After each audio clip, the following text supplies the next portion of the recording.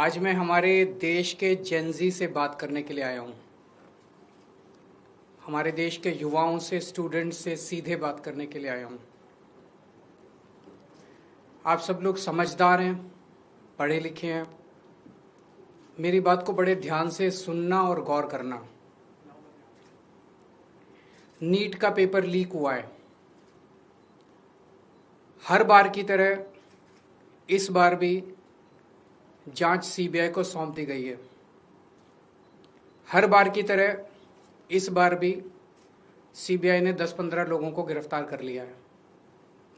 हर बार की तरह इस बार भी 3-4 महीने में ये सारे छूट जाएंगे, इनको बेल मिल जाएगी। और हर बार की तरह इस बार भी ये सारे छूटे हुए बदमाश फिर से अगले साल के नीट के पेपर को लीक करने की तैयारी शुरू कर देंगे। मैं आप सब लोगों से पूछना चाहता हूं, थक नहीं गए ये सब सुन सुन के? बड़ी घिसी पिटी सी स्क्रिप्ट है, बड़ी घिसी पिटी सी स्टोरी है। सीबीआई पे भरोसा बचा है क्या? सीबीआई कुछ करेगी? 2017 में पेपर लीक हुए, सीबीआई को जांच सौंप दी गई। आज तक सीबीआई ने कुछ किया? फिर 2021 में पेपर लीक हुए, सीबीआई को जांच सौंप दी गई। आज तक सीबीआई ने कुछ किया? फिर 2024 में पेपर लीक हुए, जांच सीबीआई को सौंप दी गई। सीबीआई ने कुछ किया? फिर 2026 में अब पेपर लीक हुए, जांच फिर से सीबीआई को सौंप दी गई। आपको लगता है सीबीआई कुछ करेगी इस बार भी? और 2024 में तो हद ही हो गई। 2024 के जो मास्टरमाइंड थे उनको सीबीआई ने गिरफ्तार किया। कानून के मुताबिक गिरफ्तारी के 90 दिन के अंदर चार्जशीट फाइल होनी होती है, नहीं तो आदमी को ऑटोमेटिक बेल मिल जाती है। सीबीआई ने सो कॉल्ड मास्टरमाइंड को गिरफ्तार किया और 90 दिन में सीबीआई ने चार्जशीट फाइल नहीं की और उसको ऑटोमेटिक बेल मिल गई। क्यों? आपको लगता है कि सीबीआई ने इसलिए चार्जशीट फाइल नहीं की क्योंकि सीबीआई इनएफिशिएंट है? ना, सीबीआई इनएफिशिएंट नहीं है। सीबीआई में बड़े अच्छे अच्छे अफसर हैं। क्योंकि सीबीआई उन्हीं लोगों को रिपोर्ट करती है जो इस देश में पेपर लीक करवा रहे हैं। सीबीआई किसी को सजा दिलवा ही नहीं सकती। एक बार इस सारे देश की भी बात करते हैं।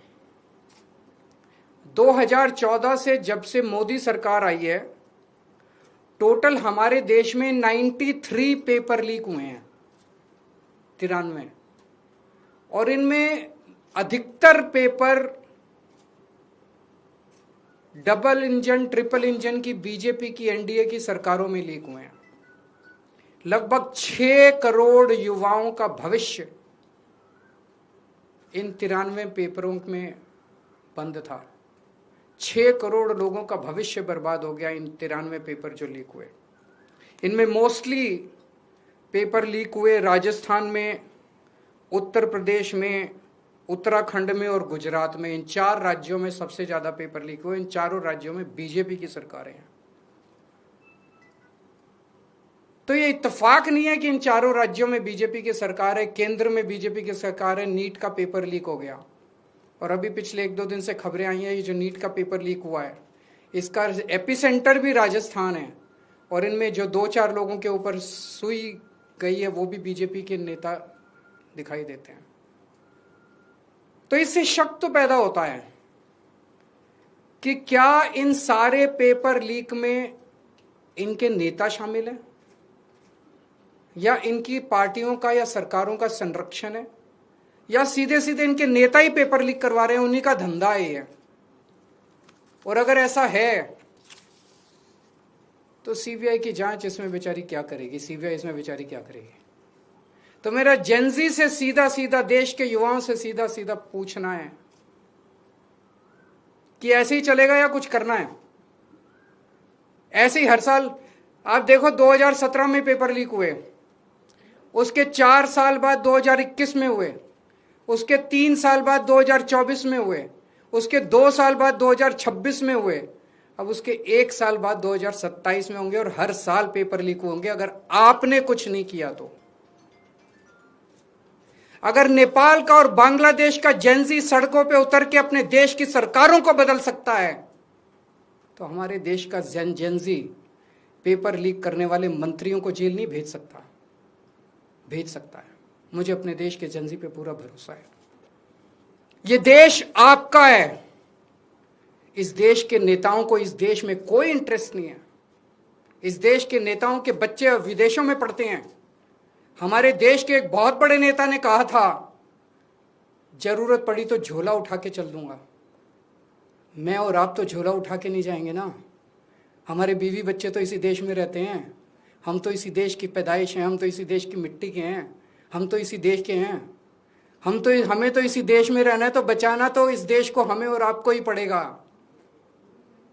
और अंत में एक बात मैं उन लोगों को कहना चाहता हूं जो लोग कहते हैं कि सिस्टम फेल हो गया, सिस्टम फेल हो गया, सिस्टम फेल हो गया। मैं आपकी भावना को समझता हूं, लेकिन जब आप सिस्टम की बातें करते हैं तो अनजाने में आप उन नेताओं को बचा रहे हैं जो नेता इस पूरे घिनौने खेल में शामिल हैं। अगर एक के बाद एक दर साल नीट के पेपर लीक हो रहे हैं तो पैसा सबसे टॉप पे पहुंच रहा है, सबसे टॉप पे। ऐसे ही पेपर लीक नहीं हो जाते, नीट के जैसे पेपर ऐसे ही लीक नहीं हो जाते। पैसा सबसे टॉप पे पहुंच रहा है।